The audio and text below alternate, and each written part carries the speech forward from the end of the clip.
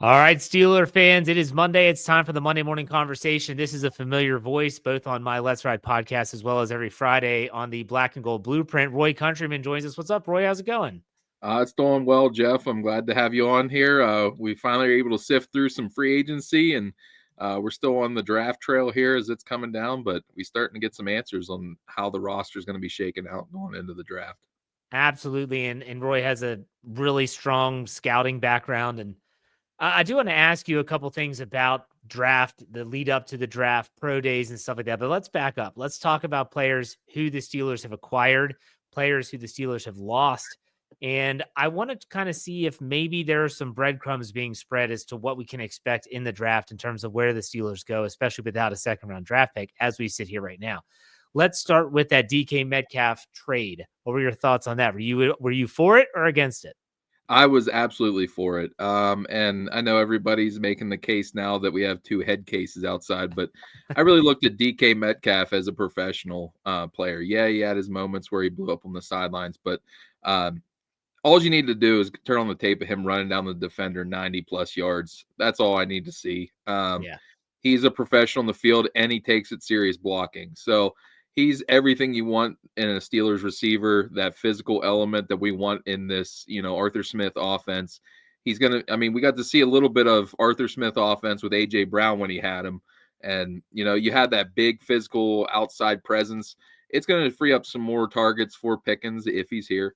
I'll preface that. But and if not, Calvin Austin and all these other guys are going to eat because of DK. And our running game is going to improve as well in the perimeter. So I also want to say this as well. We're going to probably talk about the quarterback situation We as we will. go We through will. this mess of whatever it is this offseason. All I'm going to say is to preface this is I don't think Omar Khan went out and flipped a second round pick for DK Metcalf and just to have Mason Rudolph throwing the ball. I don't think he's Okay. up empty. Okay. All right. So let's talk about that. So he flips a second for DK Metcalf. Before we go to the quarterback, do you think the Steelers are going to retain George Pickens on the final year of his rookie deal? Or do you think that closer to the draft, especially when teams are looking at the capital they have, that they might say, hey, what's it going to take? Do you think they're going to have him on the block?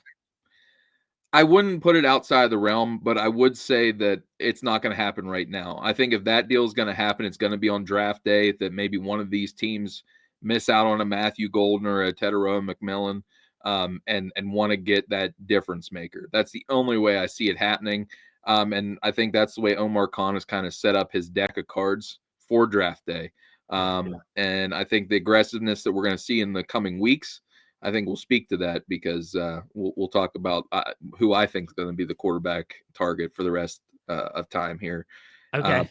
But I think Pickens, as of right now, if you made me say, yeah, he's going to be on a roster in 2025. All right.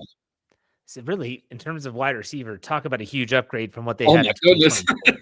Yeah. So then you naturally look at the quarterback. Now, I wrote an article for SteelCurtainNetwork.com as my letter from the editor this past Sunday, and I really did feel like the Steelers were kind of taken.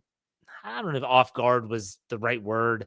I did say in the article I felt like the Steelers got caught with their pants down when Justin Fields chose to go to the Jets, and the Steelers clearly didn't want to match the offer. Maybe they didn't feel like he was worth 30 million guaranteed. Maybe they only wanted to do 20, which is what I heard was the asking price initially from his agent for the upcoming season. Whatever the case is, I don't think there's any way they thought that, holy crap, now that we don't get Justin Fields, our only options are Russell Wilson, which it seems like that bridge has been burned. Yeah. Aaron Rodgers, and let's go bring back Mason Rudolph. So I think I might know where you're going with it, but I'm curious, what do you think the solution is if there is one out there for the quarterback position? So, like I said, I think Omar Khan, he plays his cards close to the vest. So that's why I'm saying, like, you don't go out and make that trade and give them DK Metcalf $150 million not to have a guy in mind to be passing him the ball in year one. Right. And obviously, DK even mentioned that in his presser, saying he's not the one that's making the decisions, but as far as the conversations he's had, he's comfortable with their direction they're going at quarterback. So obviously, they're just letting these cards play out as they go. And I think more than anything, Aaron Rodgers. I'm not an Aaron Rodgers fan, so let me preface it by saying that I don't think he's going to be the guy because I think he still thinks he's worth $40 million. And at that price, I would have rather gave Justin Fields his $30 million guaranteed and been happy.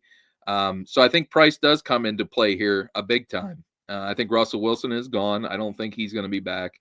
My personal opinion is we're going to go get Kirk Cousins. I think that's the guy that we're going to go get. If you look at everything the way it's setting up, he's right in that vicinity of where they want to, pay price wise. He's due $27.5 million. That would be what we're on the hook on a trade. That's right around their wheelhouse. He has the resume as far as being able to produce. Yes, he was injured last year with Atlanta. Didn't look great. He even went on record saying his shoulder was kind of messed up after a hit. Then Penix came in. He's already went to management in Atlanta, told him that he'd like to move on to get a starting opportunity. And I know Tomlin was high on him when he came out in the draft way back when with RG3. So I think Kirk Cousins is that guy. And I think we're really, I think we're building for 2026. I think we're really kind of resetting our deck, knowing that 2026 we have to get our next franchise signal caller. I think Kirk Cousins is going to be that same kind of Russell Wilson, like we're going to try to compete while still rebuilding on the fly, and having him be able to be, point man with DK and George Pickens and Freiermuth, and hopefully a vaunted running offense here, a rebuilt offensive line, retold. That would be a competitive, football team with our defense that we have with the pieces there. And Atlanta, coming from their perspective, they only have, I believe, 4 or 5 picks in this draft right now. So I think you could possibly see, like, I was trying to scope it out here before we came to talk about this because I've been trying to come up with an idea how the Steelers could go about acquiring him. Now, it would look bad on the surface, but $27.5 million, as I said, he only has, I don't think he has any guaranteed after this year. If so, it's minimal. They could get out without a lot of traction. I think we could see some pick swaps to where we maybe give them a 1 and we get our second. It's basically a wash of 25 picks, which in this year's class, I'll go on record and saying after about the 15th, 18th player, there's a lot of similarity in my grades the whole way down to say about 40, maybe 45. So if the Steelers draft board is quite the same, why wouldn't you flip that and maybe get some assets to where you give them your first, maybe chuck a 6th in, and maybe you try to add an asset from the Falcons in 2026, maybe a 3rd rounder, rather than trying to get a pick back this year. And you have your starting quarterback. You got some more ammo for next year if you need to move up. Say we're still a playoff team, and it's kind of a wash. You get your starter for this year. You get your ammo for next year and still be able to have an opportunity to add maybe a defensive lineman or a receiver or running back in that 2nd round area. I don't want to spend a ton of time on the quarterback because it can change. It can be so fluid. By the time this podcast runs, Aaron Rodgers could be the quarterback. Who the hell knows? But my gosh, don't you think that is there a part of you, because there's a part of me that would say, honestly, Kirk Cousins giving up a 1st round pick, let's ride with Mason this year. Let's keep our picks. Yeah. Let's have him on the dirt cheap. He'll be for 2 years because it's a 2-year contract. Yeah. It's a very, very minimal deal. Let's just roll with Mason. Let's go get I hate to say Joe Flacco, but that name came to my head first. And let's just be fine with Joe Flacco. Yeah. And he could be QB3 even if you think Skylar Thompson is a QB2. And so let's just ride with that instead of man, that's a lot of compensation, both in draft capital and in financial stuff. Would you be okay if the Steelers decided to do that? I'd be fine with it because to me, like I said, my rankings, like after the first 15, 18 players, it's kind of very similar in this draft. This draft isn't very top heavy with talent. There's a lot of quality players in every draft, but in this one particularly, there's, top 15 is the more vaunted players. And then after that, there's a lot of similarities in that, mid first, maybe towards the end of the first, into the 2nd round. That's why, if you listen, at least the guys that I respect in the scouting community, in the media realm, the Daniel Jeremiahs and the Dane Bruglers, they've been saying a lot of the same. Is you're going to be very surprised at maybe some of these late 1st round draft picks of teams because it's all about scheme fit, and they like that player so much where a lot of other people that have been out there have been saying 3rd, 4th round players. Yeah. It's just the way they fall on the draft boards. All right, so let's not focus too much on the players lost. There's a lot of them. Let's talk about the players gained outside of DK Metcalf. Bring back Mason Rudolph in free agency. The really only other signings, the Steelers have not been very active. Donald Parham was a tight end that was signed well before free agency started because he was a free agent. Darius Slay, Malik Harrison, Brandon Eccles. Are any of these players going to shift what you think the Steelers may or may not do at a certain position, not just for the rest of free agency, but in the draft? The one thing that comes to mind is corner, because you get Eccles, you get Slay. You could still draft a corner, but I don't think they're going to be attaching any free agents to that position unless there's an injury. What's your take on the whole free agent crop so far and who they brought in? I like some of the guys they've been able to retain, but I'm with you. I think cornerback kind of the 1 year guaranteed $10 million to Darius Slay definitely made a difference. I think that's pretty well locked in that we're not going to take an outside corner in that first round. Day two still in the equation if a guy falls in that way, but I think this shows how much confidence they have in Corey Trice. I think that's a guy, and even Slay was saying in his presser about how he likes mentoring guys. So they're very similar. The outside rangy corner, I think they really are banking on that. So I think Darius Slay kind of takes it out of the round one equation unless a guy, like a Travis Hunter drops to 20. It's not. I don't think we're gonna have corner in the conversation in the first round. Malik Harrison. As I talked in our pod, I think it's more of a 2-for-1 special in that aspect where he replaced Atlanta Roberts and Matakavich. Still got the run thumping, and he's about 5-6 years older. So more of that lower roster guy. You don't got to worry. But Brandon Eccles, he is a quality lower end player on a roster because he has versatility, played more outside last year with the Jets, played nickel earlier in his career and was kind of coming on when he played nickel. So I think that speaks a little bit more to the competition they wanted to add to push Beanie Bishop. So I think the corner situation, unless it's an outside corner in that maybe that third round range where it's just too much of a value, I think we see that maybe set off to the day three, whereas we were talking about possibly in day one, but day two conversation. Okay. There. So, and then receiver, I wouldn't be surprised we still target one on the third round, even at round one, if the right guy falls, even with DK, and George still on the roster. We'll see if the right guy falls to pick 21 and we're there, we can select him, and then all bets are off that Pickens would probably be dealt then. Yeah. So are there any positions so far, not players specifically, but positions that you thought the Steelers would have addressed already in free agency that they haven't? I'm surprised we haven't added a defensive lineman. That's one that I'm kind of very. I thought for sure we'd have a lot more interest in Javon Hargrave. I thought that would be one that they would maybe target, being his familiarity with the system. But a lot of the younger guys are gone now, and now you're looking at more backup in that realm, and you missed out on the younger crop of players. So that's why I think in the first round we're really going to be tipping our hand in that direction. And I really think we're going to be in that second, third round conversation where we're looking for a running back. Kenneth Gainwell was brought in, quality third down back and kick returner. I think that more speaks to kind of easing the pressure off of Jaylen Warren if he's going to be the bell cow. That Gainwell will be able to be the third down back, at least covering that towards draft time. But I think we're going to add a quality back as well. So defensive line and running back to me are the glaring holes that I thought maybe we would add a little high profile player. Okay. So let me ask you a couple questions before we get into the draft talk and positional needs. How much stock with the combine now in the past, how much stock do you put into pro days, whether Tomlin's there, Connor there, the brass, we used to always make a big deal if Colbert and Tomlin were at a pro day.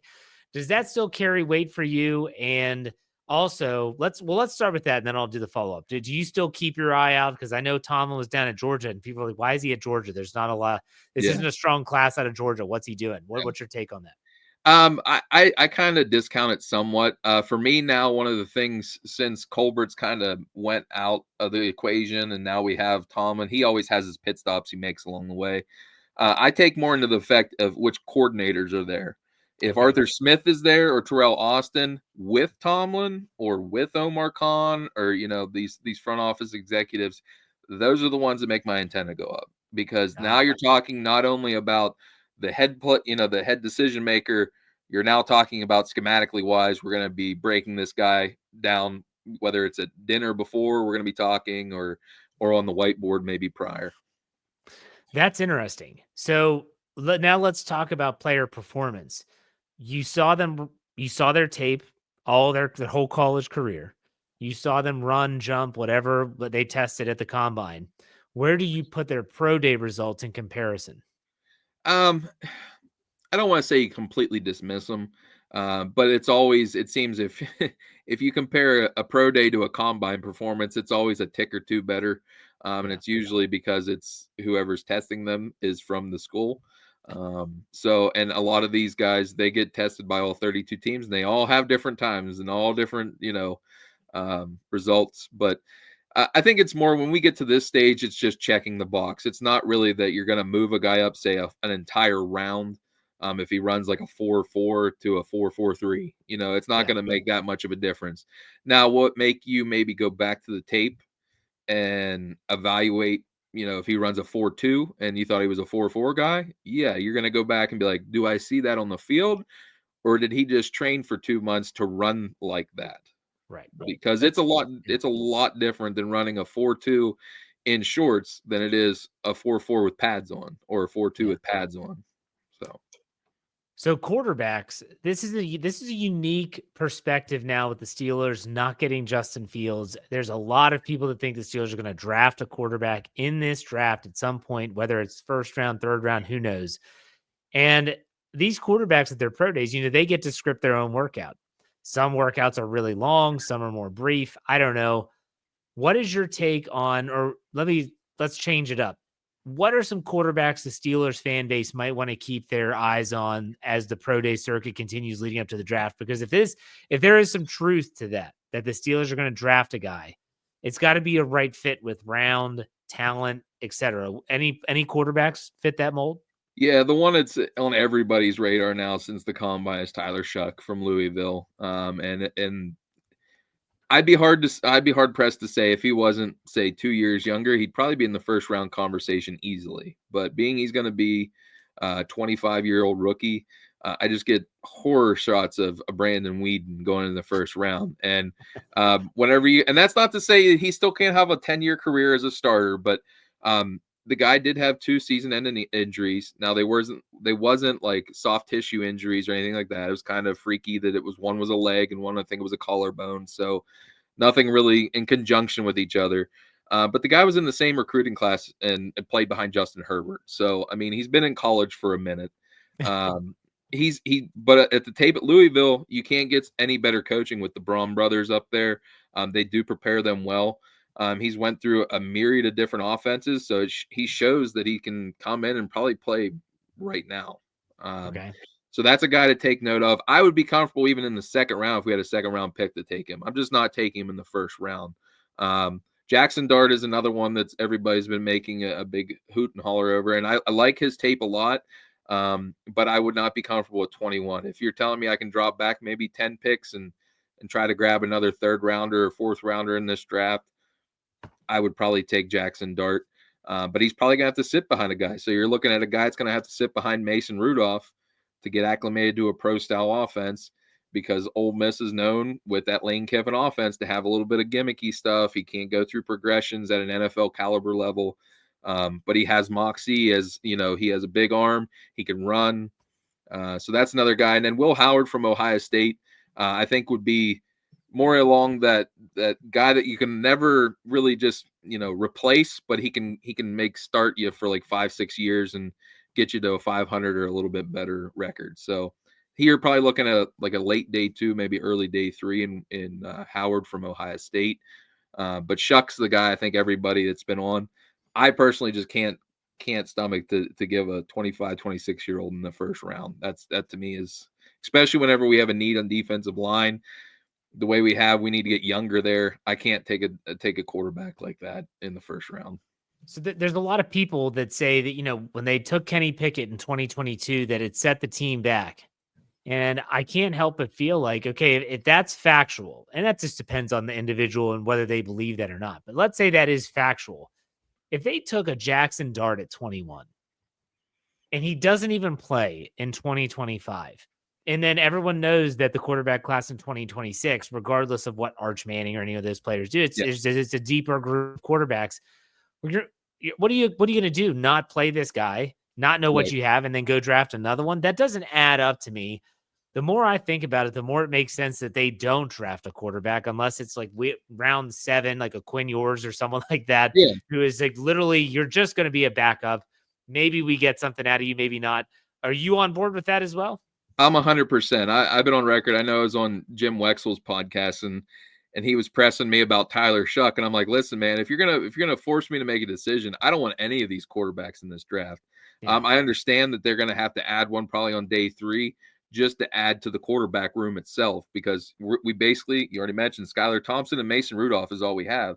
And even if we only roll with that through the NFL season, we need to improve the depth on the low end of that. We can't just keep turning over an entire quarterback room season after season. We need to have at least in the wings that can at least have an upside to be a backup for the next 5-6 years, if we'd sign him to a second contract. So, a guy like Howard at Ohio State in the 5th round, I'd be taking that all day, every day, and he'd be a good pick at that level. I personally, like I said, I would rather sit this out, take our veterans for this year, especially with the guys like Cam and TJ and Mink on the defensive end. Let's try to get what window we have left with them, maximize what we can while still not negating what we can get in the future, especially next year in Pittsburgh. I think ownership is kind of slow playing this, that next year they want to have their next franchise signal caller holding up the jersey in Pittsburgh. I just think that scope would be too perfect. So you take a look at the pre-draft visits who the Steelers are hosting, and some people say that sometimes that's a smokescreen, maybe. Whether you believe that or not, that's up to you. So far, I think they've had 8 total. One of them is a local visit of the offensive lineman from West Virginia. It looks like they brought in a lot of running backs. Let's start with the running back position. This group is really deep. The Steelers, let's say they don't have a 2nd-round pick. They haven't made any moves or anything like that. Do you think this is a class that even on around 3, they can get a really, really good back still? Oh, 100%, 100%. And I think that's why they made the move with DK, is they know the depth in this draft that they could maybe still get their 2, massive priority needs filled within the 1st and 3rd rounds, knowing that it's more than likely going to be a defensive lineman in the 1st. And then with the dearth of talent, they brought in DJ Giddens and Dylan Sampson from Tennessee. Those guys are in that 3rd, 4th round conversation.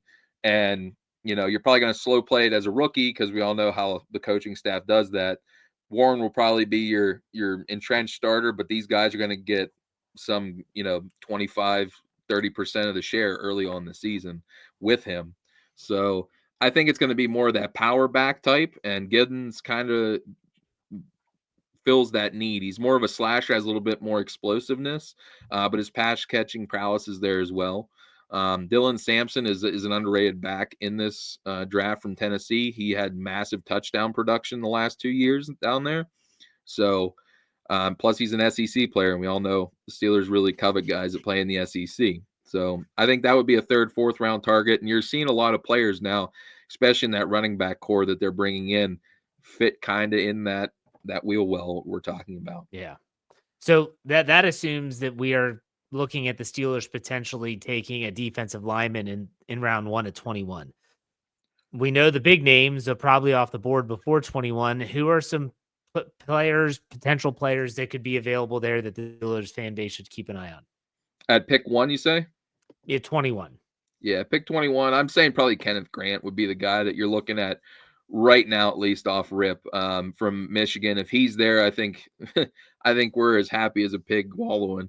Outside of that, Derek Harmon is a guy that you look at with his At least his combine performance, it's very similar to Cam Hayward and where he was at. So those are two names that particularly I'd be keen on in that 21 range that you'd be looking at. If you're looking at more of the third round, probably Jordan Phillips in that kind of facet, or even Tyleik Williams from Ohio State, the Buckeyes. He had a really, really nice performance at the combine, and that was just checking a box off after watching his tape. He's just a massive run plugger inside, and I think that would allow Keanu Benton maybe to show his pass rushing prowess a little more. Because I think the key is we need to find that fit between Cam and Keanu, because I think Keanu might be better 5 technique than a nose tackle. And I think if we can kind of switch some stuff around and get a guy to plug in the middle on early downs, we won't have as much rushing issues as we did late in the season. Could you see the Steelers drafting 2 defensive linemen? Yeah, actually, I do, and I wouldn't be surprised one bit that if we would take even a Derek Harmon can play more 5 technique, and maybe get one late. They just brought in Yahya Black from Iowa, long arm guy, 35 inches, has over an 80+ inch wingspan, is a 2-down run stuffer, and you're probably going to be able to get him in the 6th, 7th round. So I wouldn't be surprised whatsoever. You get a guy that can fill in that rotational role. Maybe we don't see Montravius Adams as much, and we see that guy play early downs and then let those other guys, wreak some havoc.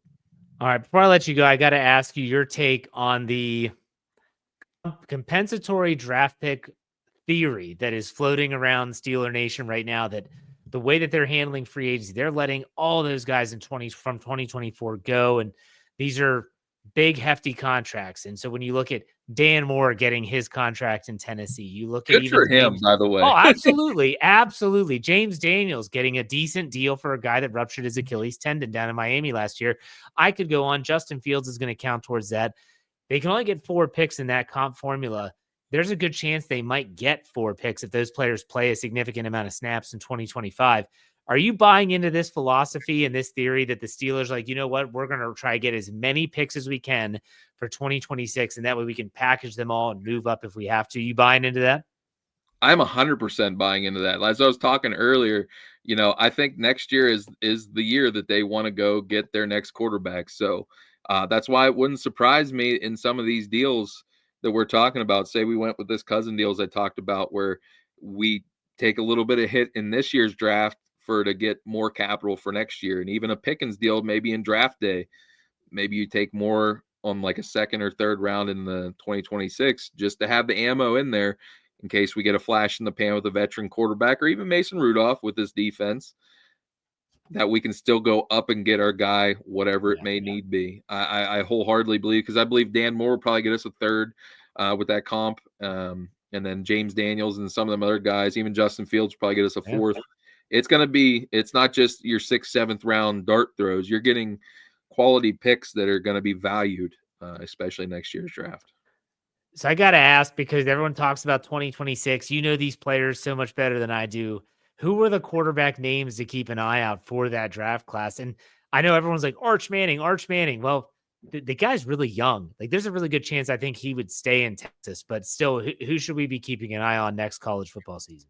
Garrett Nussmeier, he's from LSU. There was talk, and I watched some of his tape before the declaration day. He would have probably been my quarterback 2 in this year's draft class.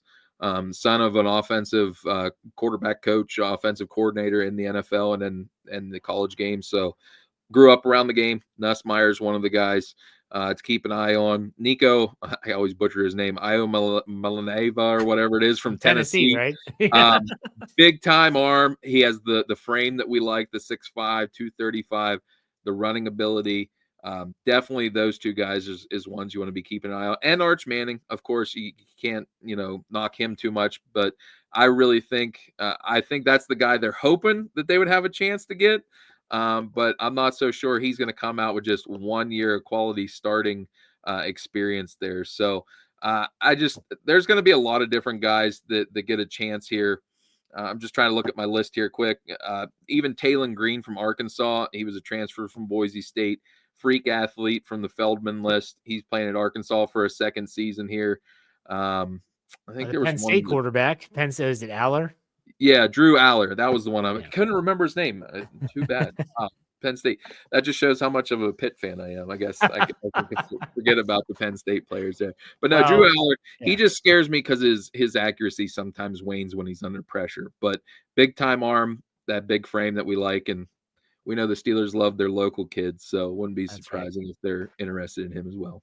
I put you on the spot there, so I appreciate you digging into your notes and trying to find some 2026 drafts. I got you, Jeff. No worries.